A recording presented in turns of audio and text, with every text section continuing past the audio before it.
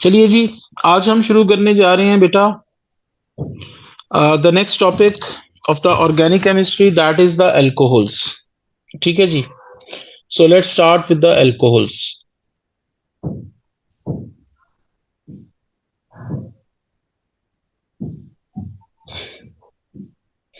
अच्छा जी, वालेकुम अस्सलाम बेटा। अच्छा जी, एल्कोहल्स में सबसे पहली चीज मेरे बच्चों के कार्बन और हाइड्रोजन की जो चेन है उसके साथ OH ग्रुप जो है वो अटैच होता है, लाइक दैट।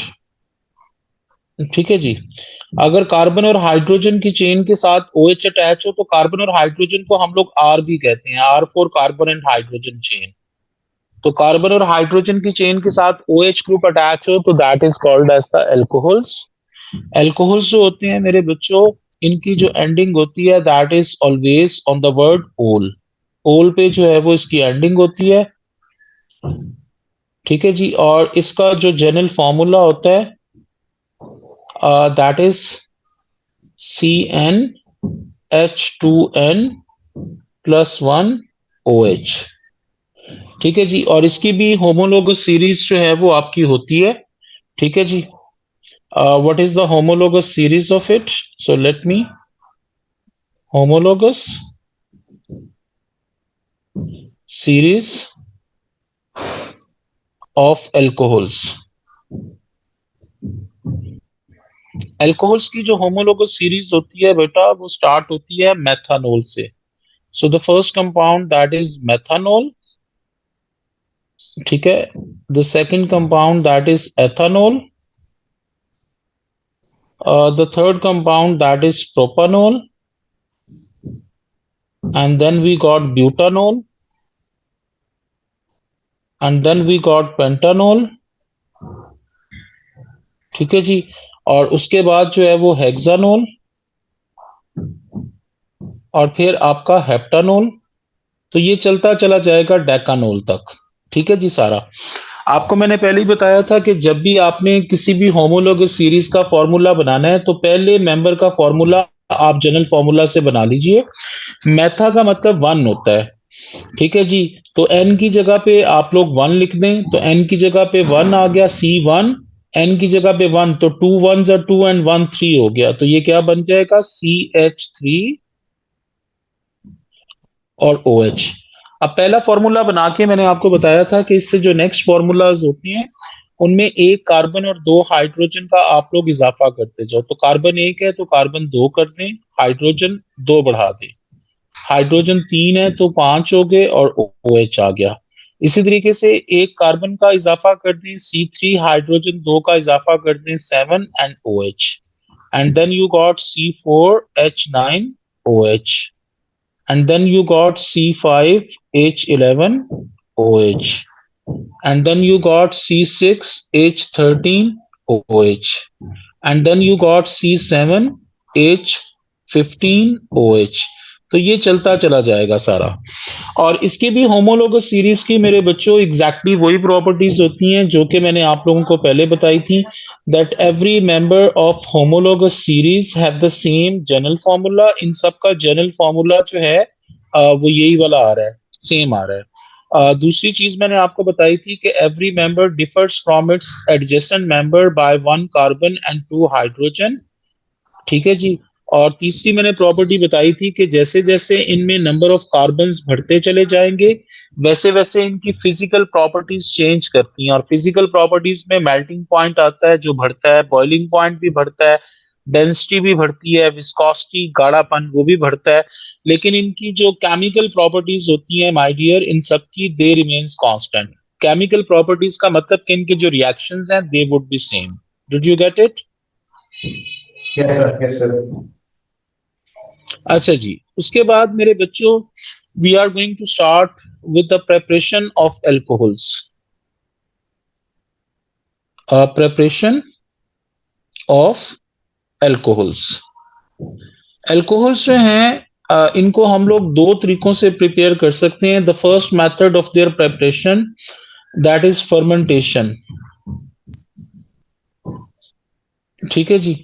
फर्मेंटेशन में हम लोग क्या करते हैं, हम लोग ले लेते हैं ग्लूकोज। ग्लूकोज का फॉर्मूला होता है C6H12 एंड O6। ग्लूकोज के अंदर हम लोग डालते हैं यीस्ट। यीस्ट जो है ये खमीर को कहते हैं। अगर आप लोगों ने घर में कभी पिज्जा वगैरह बनाया हो तो उसके अंदर हम लोग खमीर यानी यीस्ट जो है वो डालते हैं। 26 to 40 डिग्री सेल्सियस जो है वो टेम्परेचर होता है और एब्सेंस ऑफ ऑक्सीजन। ठीक है जी, यानी जिस बर्तन में ये रिएक्शन करवाना है वहां से आपने एयर या ऑक्सीजन जो है वो निकाल लेनी है। एक्चुअली ये जो यीस्ट होता है my dear students, that is actually a unicellular fungus. ये फंगस होता है, लिविंग थिंग होती है। ये क्या करता है कि ग्लूकोज से अपनी एनर्जी लेने के लिए ग्लूकोज को ब्रेक डाउन करता है और ग्लूकोज टूट के 2 मॉलिक्यूल्स ऑफ एथानॉल बना देगा और 2 मॉलिक्यूल्स ऑफ कार्बन डाइऑक्साइड आपके बन जाएंगे, तो ये आपका एथानॉल बन जाता है। Ethanol is a very important alcohol. ये जितनी भी अल्कोहल्स होती हैं सारी की सारी, इनमें सबसे ज्यादा जो कमर्शियली इंपॉर्टेंट अल्कोहल होती है वो एथानॉल होती है। क्योंकि ये ड्रिंकिंग पर्पसेस के लिए भी लोग यूज करते हैं और उसके अलावा जितने भी कफ सिरप्स होते हैं आपके, खांसी के शरबत होते हैं, उसमें भी इस्तेमाल होती है जी। ठीक है, तो दिस इज वेरी इंपॉर्टेंट। इसके अलावा एथानॉल के अलावा बाकी जितनी भी अल्कोहल्स होती हैं लाइक मेथानॉल, प्रोपानॉल, ब्यूटानॉल, ये सारी की सारी जो है वो जहर होती हैं जी। ये पहला मेथड है इसकी प्रेपरेशन का। दूसरा मेथड इसकी प्रेपरेशन का जो है उसको हम लोग हाइड्रोलिसिस भी कहते हैं। उसके लिए वर्ड हम लोग हाइड्रेशन भी यूज करते हैं बेटा। ठीक है जी। या इसके लिए हम लोग एडिशन रिएक्शन ऑफ एल्कीन भी करते हैं। Addition reaction of alkene. Alkene के मैंने जब आपको रिएक्शन बताए थे तो उसका मैंने आपको आखिरी रिएक्शन बताया था विद स्टीम। स्टीम पानी होता है, तो जब भी कोई चीज पानी के साथ रिएक्ट करती है तो बेटा उस रिएक्शन को हम लोग हाइड्रोलिसिस या हाइड्रेशन भी कहते हैं। Let's suppose, my dear students, that you got an alkene CH2 double bond CH2। ये आपके पास एक छोटी सी एल्कीन है, इसका नाम इथीन है। अगर आप लोग इसका स्टीम के साथ रिएक्शन करवाओगे वाटर की गैसियस फॉर्म के साथ, ठीक है, तो इसमें फोस्फोरिक एसिड H3PO4, मैंने लास्ट में भी बताया था, ये कैटलिस्ट के तौर पे यूज होता है। 300 degree Celsius that is the temperature and 60 to 70 ATM that is the pressure. So under these three conditions what would happen, ये जो एल्कीन है इसको मैं दोबारा से यहाँ पे जो है वो बना रहा हूँ। ठीक है जी। सबसे पहला काम जो है वो क्या होगा कि इसका जो एक बॉन्ड है वो ब्रेक कर जाएगा। ये बॉन्ड ब्रेक कर गया, सपोज करें ये टूट गया। ठीक है जी। ये जब टूट जाएगा तो क्या होगा, ये H और OH है, तो इस जगह पे H लगा दो और यहाँ पे OH लगा दो, तो ये चीज जो आपकी बन जाएगी ये एथानॉल बन जाएगी। तो ये अल्कोहल बन गई है जी। तो जब भी किसी एल्कीन का मेरे बच्चों हम लोग स्टीम के साथ जो है वो रिएक्शन करवाते हैं तो keep remember it would change into alcohol. ये अल्कोहल में जो है वो चेंज हो जाती है जी। Did you get it? अगर इसको सिंप्लीफाइड फॉर्म में करें तो ये C2H4 है। इसका स्टीम के साथ यानी H2O गैसियस फॉर्म के साथ रिएक्शन करवाएंगे तो क्या बनेगा, C2H5 OH बन जाएगा। तो आप लोग इसको इस तरह भी लिख सकते हो जी। Did you get it? जी, अगर ये लिख लिया है तो नेक्स्ट पेज पे जा सकता हूँ बच्चों। सर ये फर्मेंटेशन घर में कर सकते हैं हम? हाँ हाँ, क्यों नहीं कर सकते यार, बिल्कुल कर सकते हैं। लेकिन उसके लिए शर्त क्या है कि that you should have the anaerobic condition, यानी एब्सेंस ऑफ ऑक्सीजन होनी चाहिए, तो तब बनती है। अदरवाइज कोई और जर्म्स भी उसमें एंट्री मार लेगा तो जिसकी वजह से जो है वो आपकी कोई जहरीली चीजें बन सकती हैं। तो इसीलिए जरा एहतियात से करनी पड़ती है। चलें जी नेक्स्ट। Yes sir. कर दूं? Yes. Yes sir. Okay, my dear students, now we are going to start with the reactions of alcohols. Reactions of alcohol. Alcohols के साथ रिएक्शंस हम लोग जो है वो करने जा रहे हैं। आपको पता ही है कि अल्कोहल पहला रिएक्शन हमेशा हर चीज का जो है वो कंबस्टन रिएक्शन होता है, क्योंकि जिस चीज के अंदर कार्बन और हाइड्रोजन होती है उसकी कंबस्टन हो सकती है। और कंबस्टन मैं आपको कितनी बार बता चुका हूं कि दो तरह की होती है, एक इनकम्प्लीट कंबस्टन होती है बच्चों और एक कंप्लीट कंबस्टन होती है जी। इनकम्प्लीट कंबस्शन के रिजल्ट में ऑक्सीजन जो है इसमें लिमिटेड सप्लाई में होती है, ठीक है। तो इसके रिजल्ट में carbon monoxide, carbon and water, these three things they are being form. जबकि कंप्लीट कंबस्शन में जो ऑक्सीजन है that is in excess supply, ज्यादा अमाउंट में होती है, और इसके रिजल्ट में कार्बन डाइऑक्साइड और वाटर हमेशा जो है वो बनता है। हम लोग एक अल्कोहल लेके उसकी इनकम्प्लीट और कंप्लीट दोनों कंबस्शन करवा के देखते हैं। Let's suppose I am going to take C2H5OH। इसकी मैं ऑक्सीजन के साथ रिएक्शन करवा रहा हूं and the oxygen up here that is in limited supply, ये लिमिटेड सप्लाई में है। तो मेरे बच्चों ये जो कार्बन है ये ऑक्सीजन के साथ मिला के कार्बन मोनोऑक्साइड बना दें, और ये जो हाइड्रोजन है ये ऑक्सीजन के साथ मिला के आप लोग वाटर बना दें। इसको बैलेंस करना है। यहाँ पे कार्बन 2 है तो यहाँ पे 2 लिखते हैं। हाइड्रोजन कितने हैं, 5 ये हैं, और एक ये वाला मिला के 6 बन रहे हैं। तो यहाँ पे 3 2 6 करते हैं। ऑक्सीजन इस तरफ से काउंट कर लें कितने हैं, 2 ऑक्सीजन ये हैं और 3 ऑक्सीजन ये हैं, तो टोटल 5 ऑक्सीजन हो गए। इन 5 ऑक्सीजन में से एक ऑक्सीजन अल्कोहल में भी मौजूद है। पीछे जो हमने किए थे एल्केन और एल्कीन, उनमें ऑक्सीजन नहीं थी, लेकिन इसमें अल्कोहल में खुद ऑक्सीजन है। तो वो ऑक्सीजन इसमें से निकाल के बाकी 4 ऑक्सीजन बची, तो ये 2 2 4, तो ये देखें 2 2 4 और ये वाली 1 5, तो टोटल 5 ऑक्सीजन बन गई। You got it? Yes sir. अच्छा जी, इसी को अगर हम लोग जो है वो ऑक्सीजन के साथ रिएक्शन करवाएंगे and the oxygen it is in excess supply, ज्यादा अमाउंट में ऑक्सीजन है आपके पास, तो then what would happen, carbon would combine with oxygen to form CO2, hydrogen would combine with oxygen to form water. तो इसको balance करना है, तो कार्बन 2 है तो इधर 2 लिखते हैं, हाइड्रोजन आपके 5 और ये वाला हाइड्रोजन ऐड करना है 6 है, तो इधर 3 2 6 लिख दें। ऑक्सीजन काउंट करें कितने हैं, 2 2 4 एंड 3 7, 7 ऑक्सीजन है। इन 7 में से एक ऑक्सीजन यहाँ से आया, बाकी 6 बचे, तो 3 2 6, तो ये देखें 3 2 6 और ये वाला 1 मिला के 7 हो गए। Did you get it? Yes sir. Sir जी जी बोलिए। ये ऑक्सीजन वाला समझ नहीं आया मुझे।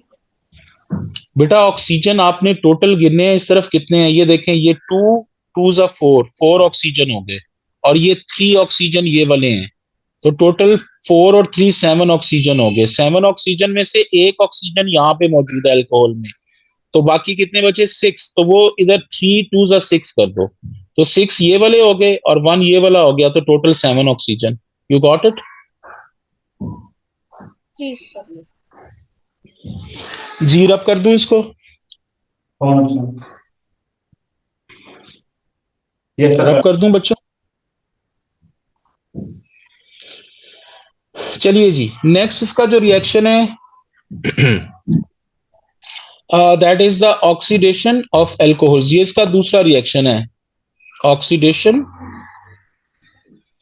Of alcohols. एल्कोहल्स जो होती हैं मेरे बच्चों, उनको हम लोग 3 तरीकों से ऑक्सीडाइज कर सकते हैं। एक तो एयर के अंदर जो ऑक्सीजन होती है उससे कर सकते हैं, लेकिन ये बहुत ही स्लो प्रोसेस होता है।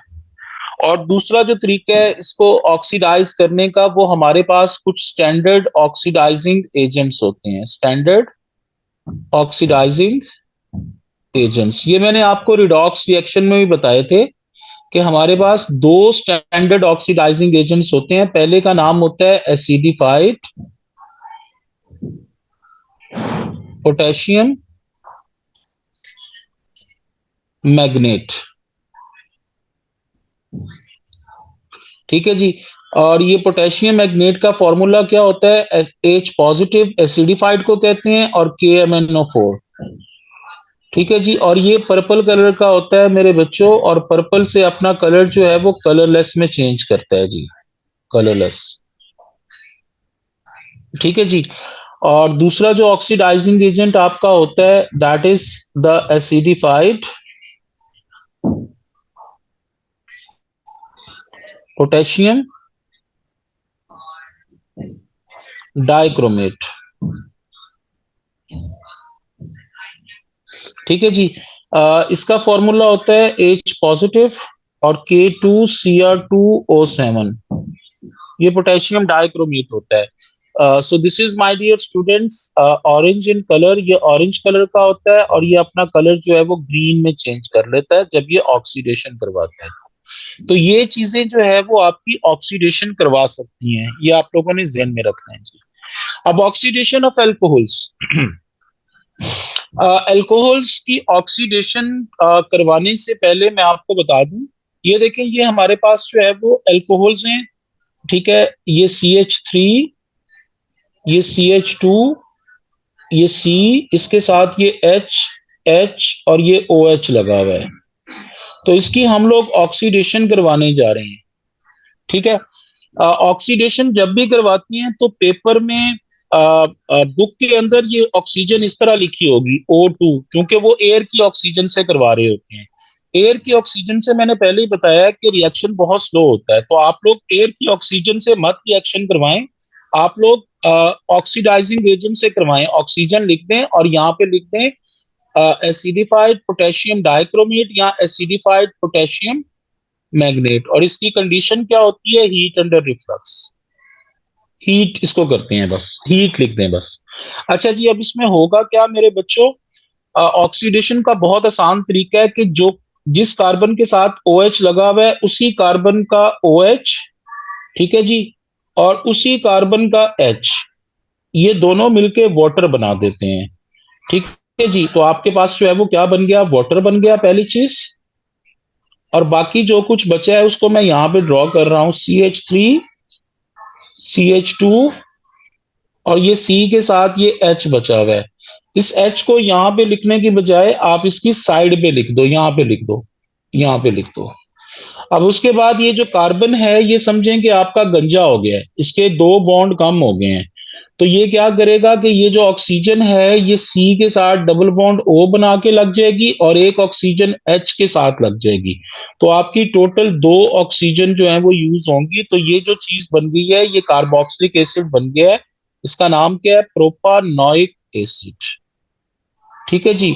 और ये जो आपकी अल्कोहल थी my dear students, that is called as the propane 2-ol, sorry propane 1-ol।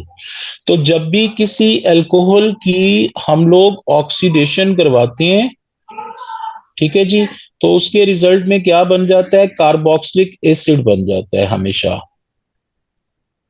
और साथ वाटर जो है वो बन जाता है जी। इसकी मैं अगर आप लोगों को छोटी सी एग्जांपल दूं, अगर आपने किसी की अल्कोहल को खराब करना है तो आप उसके अंदर एसिडिफाइड पोटेशियम मैग्नेट या पोटेशियम डाइक्रोमेट डाल दें, ठीक है, तो वो क्या करेगा, उस अल्कोहल को ऑक्सीडाइज करवा के कार्बोक्सिलिक एसिड बना देगा। कार्बोक्सिलिक एसिड खट्टा होता है, एसिड कोई भी हो आपको पता है उसका सॉर टेस्ट होता है जी, तो कार्बोक्सिलिक एसिड खट्टा होता है, यानी अगर जो ड्रिंकिंग अल्कोहल है वो एथानॉल होती है, तो एथानॉल की ऑक्सीडेशन करवाओगे तो एथानोइक एसिड बन जाएगा, सिरका बन जाएगा। यानी किसी की अल्कोहल को अगर आपने खराब करना है तो उसमें थोड़ा सा पोटेशियम डाइक्रोमेट या पोटेशियम मैग्नीट डाल दो तो भाई वो चीज सिरका बन जाएगी, एथानोइक एसिड बन जाएगी। आप लोगों ने अक्सर देखा होगा कि जो लोग अल्कोहल ड्रिंक करते हैं वो उसका ढक्कन जो है वो खोल के उसमें से अल्कोहल ग्लास में डाल के फौरन उसका ढकना बंद कर देते हैं, वाई, क्योंकि अगर वो खुली हवा में रहेगी तो हवा की जो ऑक्सीजन है वो उसको ऑक्सीडाइज करके उसको खट्टा करना शुरू हो जाएगी, कार्बोक्सिलिक एसिड बनाना शुरू हो जाएगी। You got it sir? जी, चलें सर ये आगे। जो अल्कोहल प्लस ओ लिखा है यहाँ पे, आपने कहा था कि जो है कोई ऑक्सीडाइजिंग एजेंट लेना है। जी जी, तो ऑक्सीडाइजिंग एजेंट आप कोई भी ले लें भाई, एसिडिफाइड पोटेशियम मैग्नेट ले लें, डाइक्रोमेट ले लें, जो मर्जी ले लें, आपकी मर्जी है। चले, ये जो मैं ब्रैकेट डाल के ऑक्सीजन डालता हूं ना, ये जो ऑक्सीजन है ये ऑक्सीडाइजिंग एजेंट से आती है, और अगर O2 लेंगे तो ये हवा से आती है, तो हवा वाली ऑक्सीजन कम ही यूज करें क्योंकि वो बहुत स्लो रिएक्ट करवाती है। Okay okay sir. जी, चलें आगे, लिख लिया इसको। यस। चलिए जी, नेक्स्ट हम मेरे बच्चों चलते हैं, that is the dehydration of alcohol. ये थर्ड रिएक्शन है अल्कोहल का, डिहाइड्रेशन ऑफ अल्कोहल। ये देखें जी, ये मैं एक अल्कोहल बना रहा हूं, ठीक है, इस अल्कोहल का OH मैं इधर लगा रहा हूं, सपोज करें ये इसके साथ हाइड्रोजन्स लगे हुए हैं सारे, ठीक है जी। डिहाइड्रेशन ऑफ अल्कोहल और ऑक्सीडेशन में फर्क क्या होता है? डिहाइड्रेशन में भी पानी बनता है और इसमें concentrated sulphuric acid that is used as a dehydrating agent. ये डिहाइड्रेटिंग एजेंट के तौर पे ये चीज इस्तेमाल होती है। ये चीज जो है ना वो अल्कोहल्स में से पानी निकाल लेती है। ठीक है जी। अब इसमें क्या होगा कि आपका जो OH है वो एक कार्बन का और H साथ वाली कार्बन का, ठीक है, वो उतर के और वाटर बन जाएगा लाइक दैट। ये वाटर बन जाएगा। ऑक्सीडेशन जो करवाई थी उसमें एक ही कार्बन का OH और H उतरा था। यहाँ पे भाई एक कार्बन का OH उतरेगा और साथ वाले कार्बन का H उतरेगा और उतर के क्या बन जाएगा? वाटर बन जाएगा लाइक दैट। अब बाकी जो चीज बची है उसको ड्रॉ कर देते हैं। तो ये CH3 है। ये देखें, ये पूरी चीज ये H3 यानी CH3, तो ये मैंने लिख दिया CH3 और उसके साथ जो है वो CH है, ठीक है, और फिर इसके साथ दो हाइड्रोजन है, ये बचा है। तो यहाँ पे भाई डबल बॉन्ड आ जाएगा तो ये चीज एल्कीन बन जाएगी। तो जब भी किसी अल्कोहल की डिहाइड्रेशन करते हैं तो उसके रिजल्ट में एल्कीन बन जाती है। आप लोगों को पीछे मैंने जो रिएक्शन एक करवाया था प्रेपरेशन ऑफ अल्कोहल में, उसमें उल्टा काम हुआ था। देखें, उसमें एल्कीन ली थी, एल्कीन का स्टीम के साथ रिएक्शन करवाया था तो अल्कोहल बन गई थी, तो वो हाइड्रेशन थी। यहाँ पे डिहाइड्रेशन का मतलब उल्टा काम होगा कि पानी निकलेगा OH और H का। लेकिन फर्क याद रखें कि ऑक्सीडेशन में एक ही कार्बन का OH और H उतरता है, लेकिन यहाँ पे OH एक कार्बन का और H साथ वाले कार्बन का उतर के पानी बनता है और साथ एल्कीन की फॉर्मेशन हो जाती है। You got it? Yes sir. जी चलें आगे। Yes sir. चले आगे बेटा। अच्छा जी, अगली चीज जो है वो आपका ये अल्कोहल वाला चैप्टर खत्म हो गया। अब अगली चीज आपकी जो है वो आ गई है कार्बोक्सिलिक एसिड वाला चैप्टर। Carboxylic acid.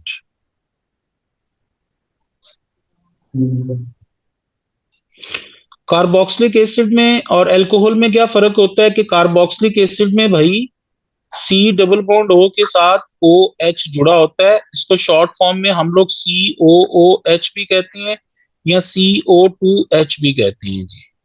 ठीक है। अल्कोहल और कार्बोक्सिलिक एसिड में क्या फर्क है? अल्कोहल में भाई कार्बन और हाइड्रोजन की चेन के साथ OH लगा होता है, यानी OH जिस कार्बन के साथ लगा हुआ है उसके साथ उस कार्बन के साथ हाइड्रोजन या कार्बन होंगे। लेकिन यहाँ पे OH जिस कार्बन के साथ लगा हुआ है उसके साथ डबल बॉन्ड O का होना जो है वो जरूरी है। ठीक है जी। अल्कोहल से होती है माय डियर, इनकी जो एंडिंग होती है that is always on the word oic acid. Oic acid पे जो है वो इनकी एंडिंग होती है। ठीक है जी। और अगली चीज इनका जनरल फॉर्मूला जो है वो CnH2n+1 और COOH होता है जी। ठीक है। दो इसके जनरल फार्मूला होते हैं। एक और इसका जनरल फार्मूला है CnH2nO2। ये शॉर्ट फॉर्म में है, लेकिन आप लोगों ने ये वाला याद करना है। मैं दोनों तरीकों से आपको बनाने का तरीका बता रहा हूं। मसलन ब्यूटानोइक एसिड है, आप लोग देखें ब्यूटानोइक एसिड। तो ब्यूटा का मतलब 4 होता है। तो जब यहां पे आप लोग वैल्यू लगाएंगे N की तो 4 नहीं लगाएंगे, क्योंकि ये देखें एक कार्बन ये COOH में मौजूद है। तो एक कार्बन यहाँ पे है तो यहाँ पे हमेशा N की वैल्यू एक कम लगाएंगे, क्योंकि एक कार्बन पहले से फॉर्मूला में मौजूद है। तो यहाँ पे लिखेंगे C3H2 3 6 और 1 7 और COOH। लेकिन अगर ये नीचे वाले में लगाएंगे तो यहाँ पे कार्बन एक जगह पे है, आगे कहीं कार्बन नहीं है, तो यहाँ पे डायरेक्ट वैल्यू 4 लगा दें तो C4H2 4 8 और O2। तो ये दोनों तरीकों से बनता है, लेकिन आप लोगों ने ये वाला तरीका जो है वो याद रखना है जी। उसके बाद इसकी भी मेरे बच्चों होमोलोगस सीरीज होती है, कार्बोक्सिलिक एसिड की भी homologous series of carboxylic acids. Carboxylic acids जो हैं इनकी होमोलोगस सीरीज का जो पहला मेंबर है दैट इज मेथानोइक एसिड। ठीक है जी। दूसरा जो है वो दैट इज एथानोइक एसिड। तीसरा जो है वो दैट इज प्रोपानोइक एसिड। और चौथा जो है वो दैट इज ब्यूटानोइक एसिड, और पांचवा जो है वो दैट इज पेंटानोइक एसिड, छठा जो है वो दैट इज हेक्सानोइक एसिड। तो इसी तरह आप लोग इसको लेके और चलते जाएं। अब आपने पहला फॉर्मूला जो है वो मेथानोइक एसिड बनाना है, तो ये देखें, ये CnH2n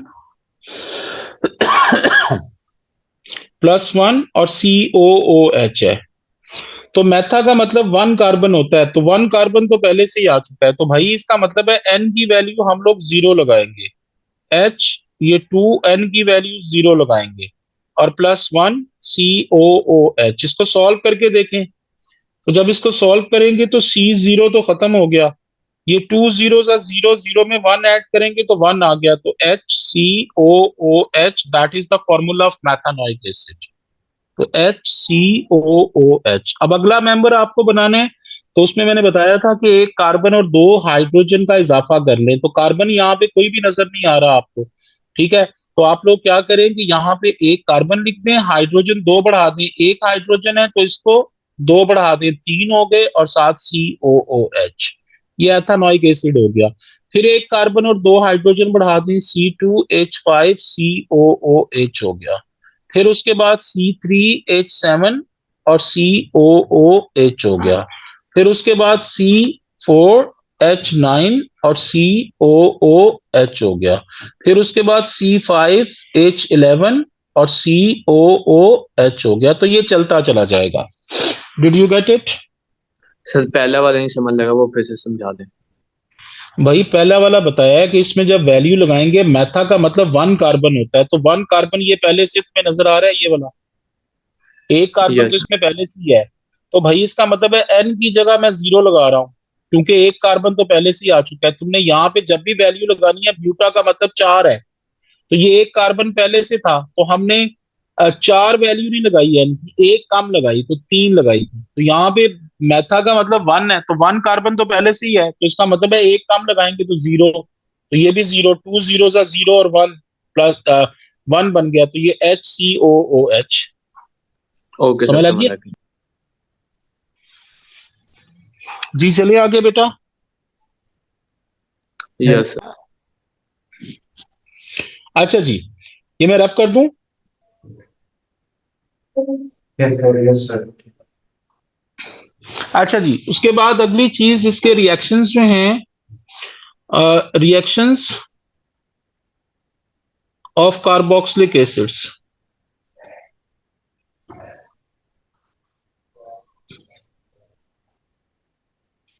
कार्बोक्सिलिक एसिड में जो रिएक्शंस होते हैं, पहला तो वही वाला कंबस्टन है, उसको मैं अब नहीं करवा रहा, कंबस्टन वही कंप्लीट और इनकम्प्लीट वही सारी होती है।